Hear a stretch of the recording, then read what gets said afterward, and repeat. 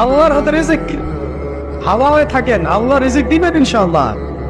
কিয়ামত হবে না আপনার রিজিক না শেষ হলে, আপনার মৌত হবে না আপনার চালের দানা বাকি না থাকলে।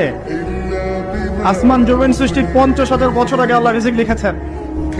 একটা চালের দানা পৃথিবীতে রেখে আপনি বিদায় নেবেন না। এক টুক পানি না খেয়ে, যেটা পৃথিবীতে আছে ওটা না খাওয়া পর্যন্ত আপনি যাবেন না পৃথিবীতে। অস্থির হচ্ছেন কেন? হারামে যাচ্ছেন কেন? সুদ খাচ্ছেন কেন? ঘুষ নিচ্ছেন কেন? দুর্নীতি কেন করছেন? রিজিক আল্লাহর হাতে, আল্লাহ দিবে আপনাকে। আল্লাহর হাতে রিজিক। হাওয়া হয়ে থাকেন, আল্লাহ রিজিক দিবেন ইনশাআল্লাহ।